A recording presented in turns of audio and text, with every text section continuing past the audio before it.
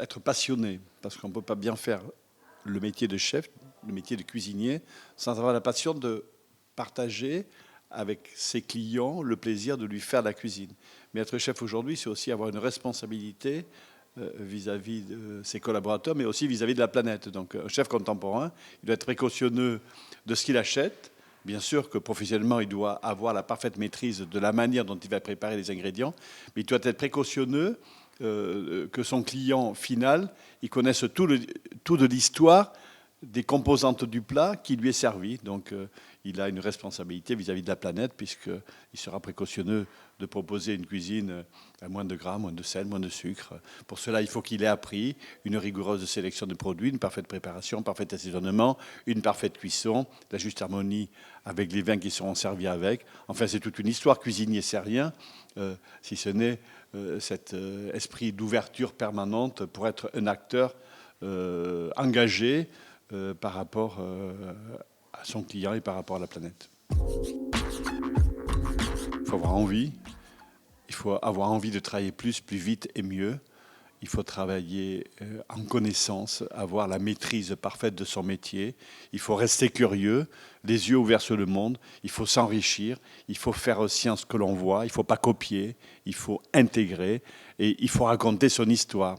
L'histoire d'un restaurant, ce n'est pas l'histoire du restaurant du voisin. C'est l'histoire de son restaurant. C'est l'histoire de ce qu'on a envie de porter, de ce qu'on a envie d'incarner. Je crois que les belles histoires des gens qui réussissent, c'est parce qu'ils sont différents du voisin. Donc je pense que le cuisinier d'aujourd'hui, il est un restaurateur qui raconte son histoire et qui la porte et qui la partage avec ses clients. C'est bien parce que ça donne envie à plein de jeunes de venir nous rejoindre. Mais je zappe souvent quelques émissions culinaires. Les notions d'attention portée à la planète et au sourcing, voilà, c'est pas le bon sens de l'histoire. Alors, peut-être que c'est ça, faire une télévision populaire, mais je trouve qu'on pourrait faire un peu mieux pour participer à la prise de conscience que, bien évidemment, qu'il faut manger une pâtisserie avec moins de sucre, moins de gras, si possible, moins de gluten, moins de produits laitiers, une vision que je partage que j'ai partagée avec ma chef pâtissière, puisqu'on a inventé le terme de desseralité. Ce sont des fins de repas ou une manière différente de manger des fruits, je dirais presque sans ajout de sucre, en caractérisant des acidités, des amertumes, en découvrant en fait un autre univers autour du thème de la desseralité. Je pense qu'il faut à un moment donné apprendre les bases. Bien sûr que si on a du talent, des génies, il y en a 2 par siècle, j'en connais pas des génies complets dans notre industrie, donc je pense qu'à un moment, il faut réviser pour apprendre des bases, pour aller plus loin en tout cas. Bien sûr qu'on peut avoir un succès souvent éphémère, parce qu'on n'a pas de base et qu'on a un certain talent, mais à un moment, il faut apprendre des bases. Mais d'ailleurs, c'est pour ça que nous avons des formations pour ce faire.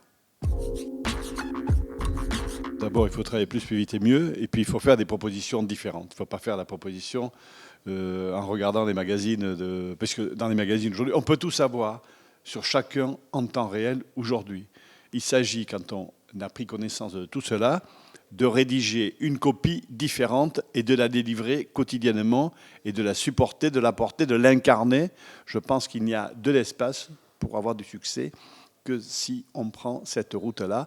Et quand on a pris cette route, on n'est encore pas sûr d'y arriver.